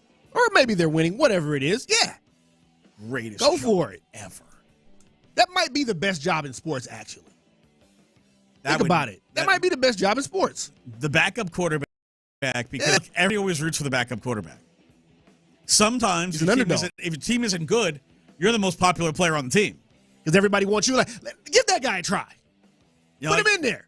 Back in his Jets days, Pat Ryan, backup quarterback extraordinaire. The fans would chant for Pat Ryan to come in the game because Ken O'Brien threw 4 more picks. Which is crazy. Wow, Ken O'Brien, you took me back there. Yeah, there was a game where he and Dan Marino both threw for like 800 yards combined. It was insane. The Jets were always lousy, but they would occasionally give you some interesting games. Yeah. If you're going to be that bad, you got to at least, you got to entertain me at least sometimes. If you're going to lose all the time, at least entertain me. Sorry, they're going to lose, but Gastineau will do a sack dance. Yeah, something goofy will happen. Now, as we get into this, if you had your choice, like if I gave you the Steelers, the Chargers, and the Broncos, rate the 3 of those as far as matchups for the Texans. Best matchup to worst matchup between the Steelers, Chargers, and the Broncos. We already know the Ravens are the worst matchup possible. But Steelers, Chargers, Broncos, which of those, how would you rate them best matchup to worst matchup for the Texans? Whew. Part of me wants to say Steelers would be the best matchup, but then I think about the Chargers, even though as far as scoring defense for a long time this season, they were number 1 in scoring defense. The Chargers were, I think they're number 3 now, which is still really good, 18 points a game, whatever. But they don't have a lot of weapons on offense, and they've struggled to score a lot of points at times. So I kind of go back and forth between Steelers, because the Steelers we've seen the last couple of weeks with the defense, I think that's more of an anomaly than, the norm. Because we don't usually see the Steelers defense get run over by anyone. Not like that. Not like they have the last couple of weeks. So I'll probably go Chargers, because the Chargers, I don't think they put up a lot of points against the Texans. Then I go probably Broncos, then Steelers. The Broncos have been one of the best defenses all year. Yeah. But you peel the onion back on them just a little bit, and what do you find? Because there's been a few games where the Broncos have played games you're like, okay, this is going to be a big game for the Broncos. And the defense is just MIA. Like last week, they got the Chargers. Division game, important game. Yeah. And they gave up 34. Yeah. When they they played the Browns with Jameis Winston at quarterback. They gave up 32 points. You know, and look, they bullied the Raiders. They bullied the Falcons. That's the Raiders. Look, they hung tight against the Chiefs, right? They only gave up 16 points. They lost. They only gave up 16 points. Yeah. But they gave up 41 to the Ravens. Yeah. And I remember that game specifically. So they've had some important games. They've been inconsistent at times. Where the defense just, what happened here? For the most part, that defense is really good. Yeah. But I would not be surprised if the Bengals hang 30 on them. Yeah, because the Bengals can do that. You know, I could see Joe Burrow and Jamar Chase just going nuts. Yeah. Now, they may still lose the game, but they could hang a bunch of points on them. Because the Bengals' defense is atrocious. It's bad. I mean, the one reason we are not talking about Joe Burrow as MVP is because the Bengals' defense is ass. Absolutely. If they had even 10 wins right now, he's in the MVP conversation. He's definitely in there. Yeah, and he might be at the top of it. Ahead of your boy in Buffalo. Oh, yeah. Listen, everybody can be ahead of Josh Allen. Like I said, I think Jaden Daniels deserves a lot of consideration for MVP because the Commanders were straight ass without Jaden Daniels a year ago. This year, they just beat the Eagles on another insane last-minute drive. Jaden Daniels now has 4 game-winning touchdown throws with 30 seconds or less to go in the fourth quarter. That is absolutely ridiculous. In his rookie year. Rookie season. That's wild. And the guy is just dominating everything. Like, again, if MVP is the best season, well, Joe Burrow's having the best season. If MVP is what you host team. See, that's a whole nother conversation there. Who means more than Jay Daniels? That's a whole nother, because there really is no set criteria for MVP. So that's a whole nother conversation. I think a lot of voters, and I've worked with guys in the past who have votes on MVPs in different leagues, and you'd be surprised at how many different definitions you could get as far as a criteria for MVP. Everybody looks at it differently. It must be a quarterback. When did this get written in there? That's the main one now. Yeah. That's the main one. And I don't think, even if Jaden, I couldn't see them giving it to a rookie MVP. I mean, he would have to be so far above and beyond everyone else to win it for it to happen. It would have to be one of those 50, 55 touchdown seasons like Peyton Manning had. Yeah, but that's the impact. It would have to be. That's the impact he's had for that team. And he has been like one of the top quarterbacks in the league. On top of that, no doubt. Plus fourth quarter straight ice in the veins. No doubt. So Washington found their guy. All they had to do was get rid of the previous idiot owner, and then, oh wow, look, we don't suck anymore. That's crazy. It's crazy how that happens. All right, coming up next. All right, it's time to get on or get off. We play the bandwagon next. The Texans 27-9.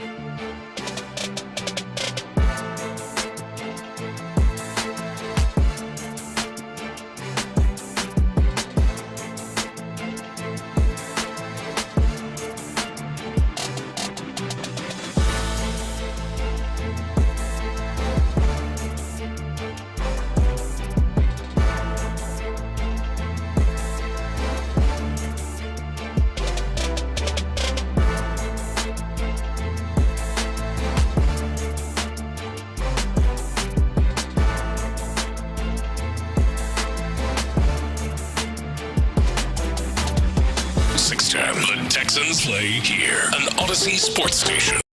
I'm on a board. Yeah, he's been off the wagon 2 years. Off the wagon? I think it's off the wagon. I think it's on the wagon. You're back on the wagon. Right off the wagon. What the hell do you know about wagons? I know enough not to get on them. Told you. All right, it's time to get on or get off with a little bandwagon on Christmas Day. Let's do it. All right, number one, Starbucks workers on strike. Over 10,000 baristas walked out of Starbucks on a Christmas Eve. The union that represents Starbucks, I didn't even know Starbucks baristas had a union. The union that represents them said the strike against Starbucks has expanded to more than 300 locations. Oh, wow. With 10,000 coffee workers walking off the job on Christmas Eve. Baristas in more than 50 cities. I like how we've invented the word barista as opposed to coffee maker. Yeah. Baristas have in more than 50 cities, New York, Boston, Dallas, Denver, Philly, L.A., Seattle, Chicago, have walked the picket line since Friday demanding better wages and work conditions. Now, I got to tell you, I've been into plenty of Starbucks, and I've never seen a Starbucks employee with a difficult work environment. You stand behind the counter, you make coffee, you throw it in the microwavey thingy, you give it to the person, they fill out, you swipe their card for a gift card, and they leave. Now, I don't see hard working conditions here. Are you a coffee person, Patrick? No, but everyone I know is. So I'm usually buying them for other people. Have you ever seen someone, if they don't get their coffee, someone that needs it first thing in the morning, if they don't get it by a certain time, have you ever had to deal with someone like that? Yes. It's probably not that pleasant, right? It's still not that hard. So you're not buying this? No. I'm sure they're dealing with a lot of disgruntled people because they're latte, caramel, frap, whatever it is. I'm not a coffee person, but I've heard these things. I know a lot of people that do drink coffee. Got friends that drink coffee. I've been around them when they order these drinks, these fancy drinks. And some people get difficult. If you don't like working with the public, maybe you should try a different career choice. Now, according to company filings cited by the New York Times, a typical company-owned Starbucks location will generate anywhere from $4,000 to $8,000 a day.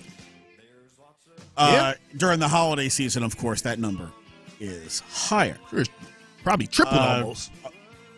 But here's some more on this, right? So the workers' union that represents employees at over 500 company-owned stores, which is about 5% of the total number of stores in the U.S. So of all the Starbucks that you see, only 5% are actually owned by the Starbucks corporations. The rest are individual O&O franchisees, right? So they are demanding more money. Now, according to Starbucks, the average barista currently makes $18 or more per hour. And full-time people who have benefits, that equates to more than $30 per hour. They have rebuffed the union's request because, according to Starbucks, the union wants hourly wage increases to increase immediately by 64%. Wow. So going from like 64% to like almost $30 an hour, and 77% over the life of a 3-year contract. Wow. Chris, I need to go work at Starbucks.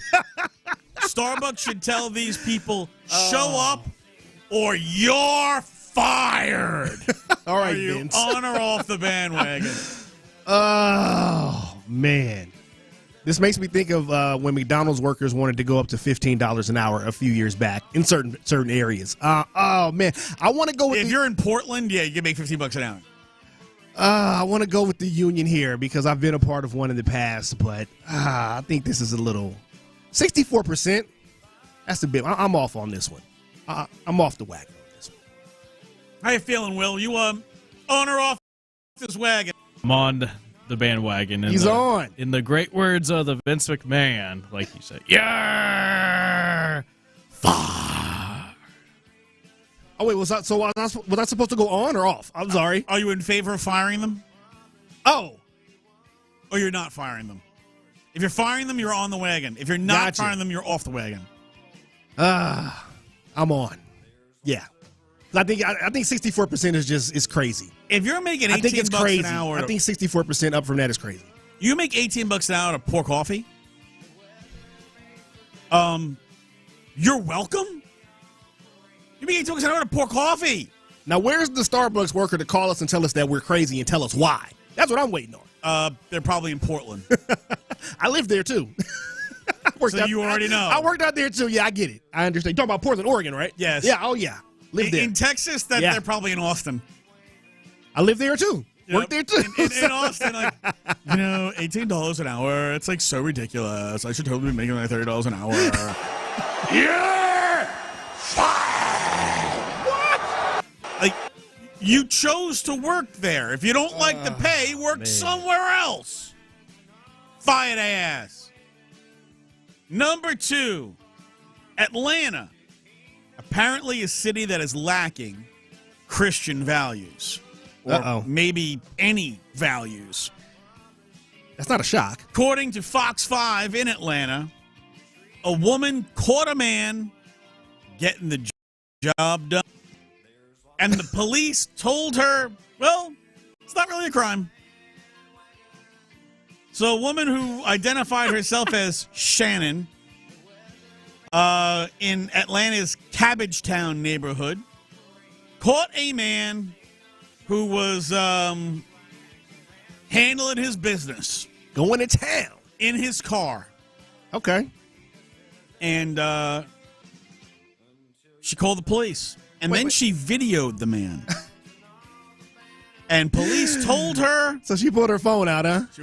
When do we know? Of course, she pulled her phone out. Voyeur society. Oh, my God. She whips the phone out and videos him with it whipped out, getting the job done.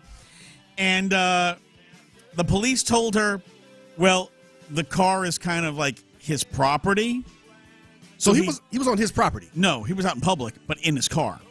Okay. And the cop said, well, since he was in his car, that is an extension of his property. Therefore, it's not illegal. So, if you're in Atlanta and you just have no self-control. Nah, bro. We can't. And you got to pull over somewhere and we can't do this. And just handle your stuff. Apparently, Atlanta cops say that is not a crime. So my man, let me get this straight. My man pulled over by a park. By a park. By a park. A public park. Yes. Obviously. Couldn't fight the urge. Could not handle it. And had to give himself the business. Dave applied the wax to the bishop. He applied pressure, is what you're telling me. That's not what the kids say nowadays. And that's and that's not a. What happened to indecent exposure? Or there's got to be some law against this.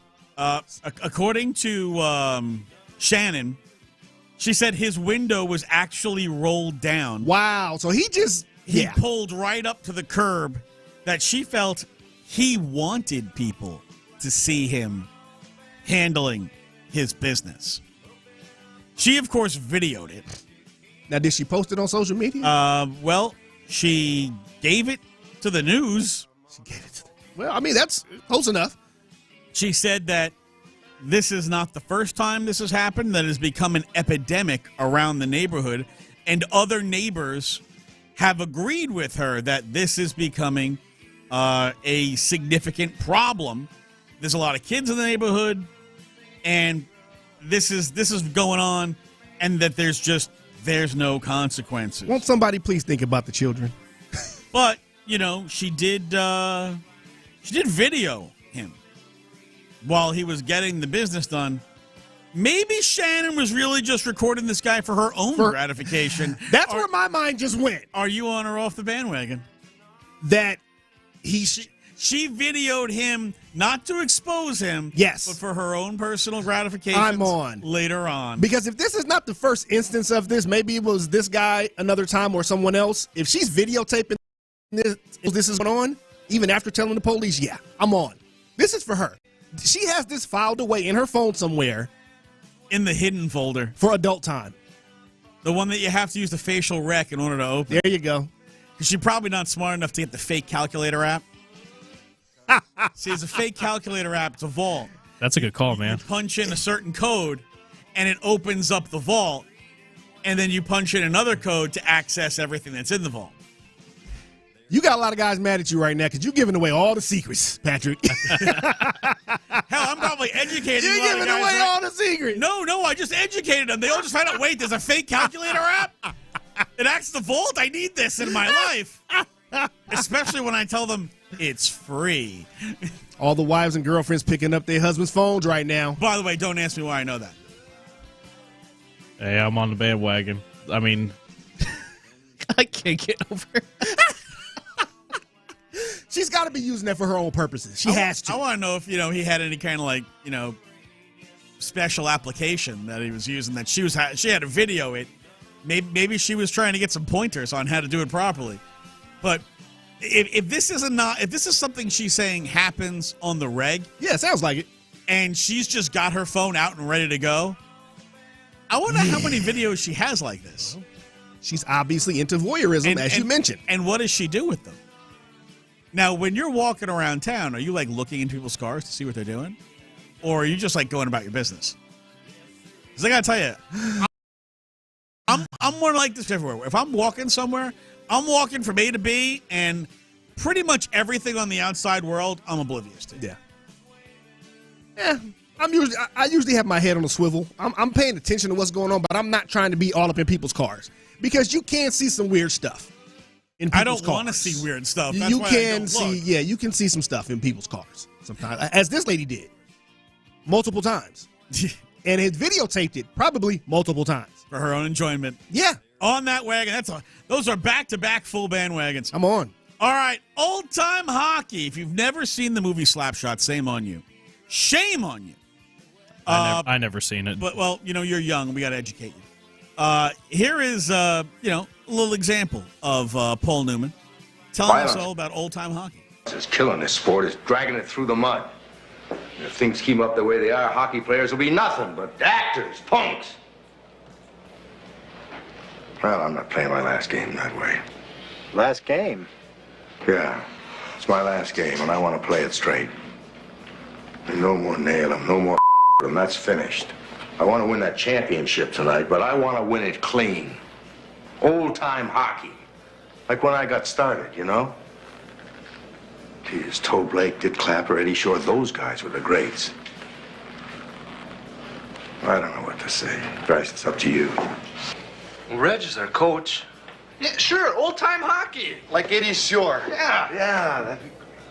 Coach, our line starts. Hey, we got a game to win. Everybody on the... So they decide they're not going to be goons. They're going to play old-time hockey. Toe Blake, Dick Clapper, Eddie Shore. And I know half the audience listening is going, Dick Clapper, huh? That's a real name? That's a real name. But then after the first period where they literally get the snot beaten out of them, well, this is what went on in the locker room. We're losing! Teamwork, guys. More teamwork. They're burying us alive! Eddie Shore? Oh, on Eddie Shore. Old-time hockey? On old-time hockey. You're blowing it. Boys, every scout in the NHL is out there tonight with contracts in their pocket, and they're looking for talent, for winners. Oh, my years of publicity, of the fashion shows, radio thugs for nothing.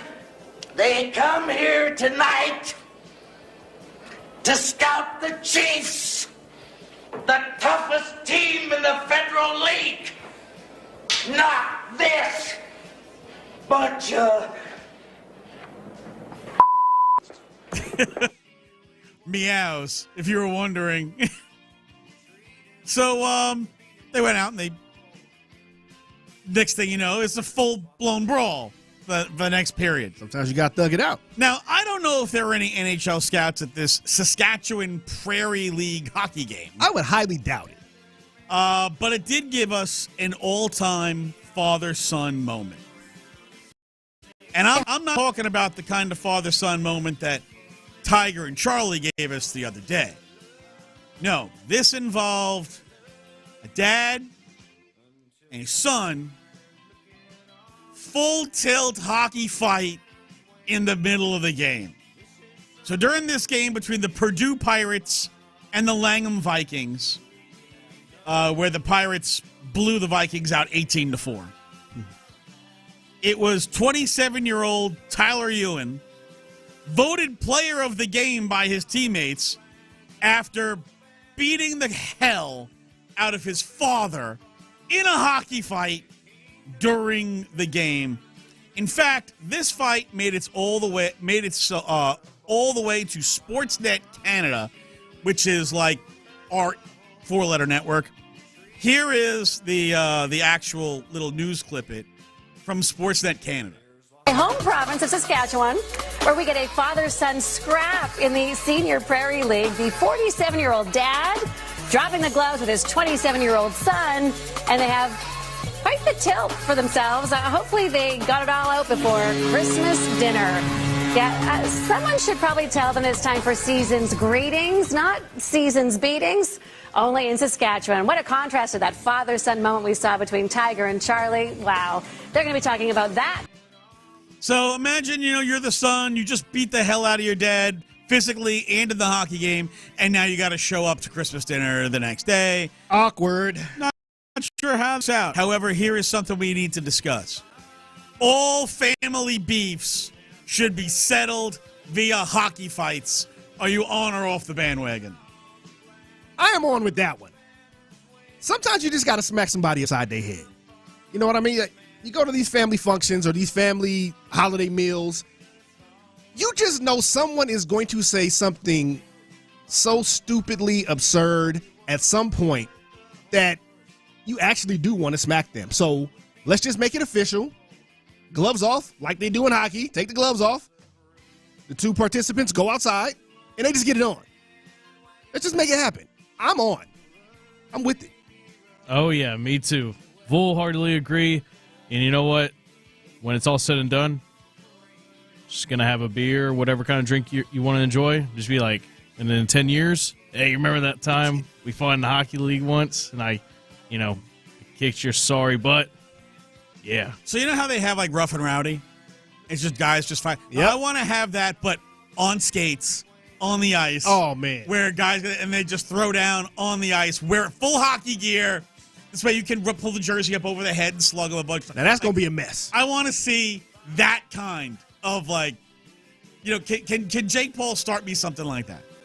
That's what I need. He probably could. In my life. And people would watch. That is a full bandwagon. All right, coming up next, we'll wrap it up as we bring you to Texans radio and Texans pregame. It's all coming up next. Ready? It's a quick turnaround for the Texans with a game coming up on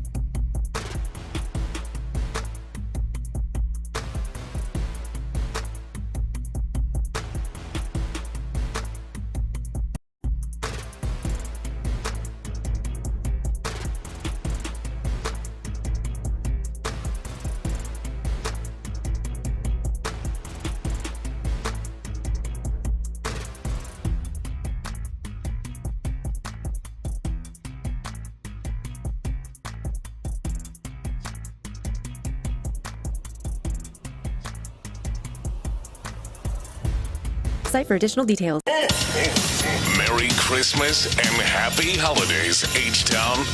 Getting you set for Texans and Ravens this afternoon. Here's Patrick Creighton and Chris Barty. All right, as we're getting ready for Texans radio and Texans pregame here on Christmas Day. Chris, what's your final expectations, predictions for today's game? Well, as far as a wish goes, if I had a wish, just don't wet the bed. Go out here, try to get the win. It's not looking great for the Texans to actually do that. You know what I mean? But I want to see a good game. I want to see a good game. But if they can get the win, hey, more power to them. I just don't think it's going to happen. Who is your if the Texans are going to win this game, who is your surprise player who is going to fill some kind of void or make the big play or whatnot? Because they're going to need more than just CJ and Nico. On offense, who would be the surprise player who steps up? Ooh, that's tough because, Tank's out. At this point, not realized, but based on the way they played, the running game's been recently, and going against the Ravens, I'd say a big game from Joe Mixon.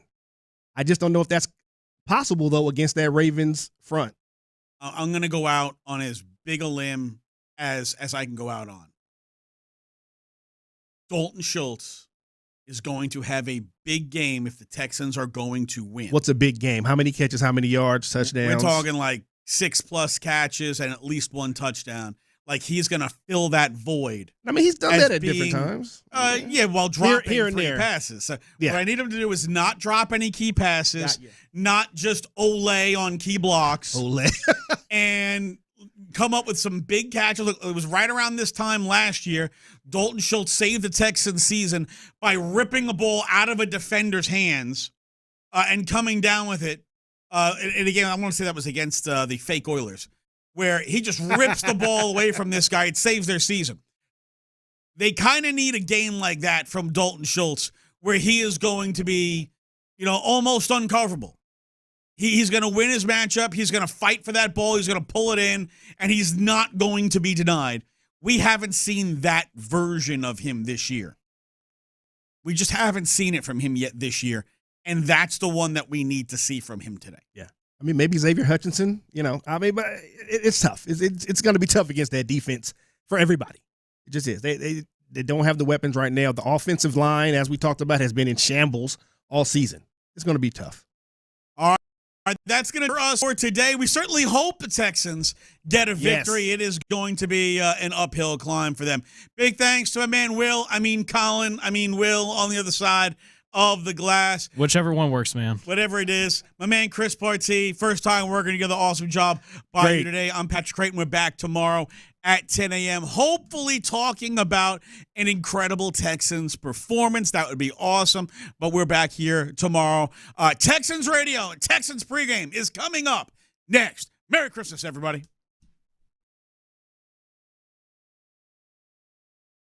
KILT FM HD2 Houston. Insider access, exclusive content. Sports Radio 610. The Texans play here. An Odyssey sports station. It's game day.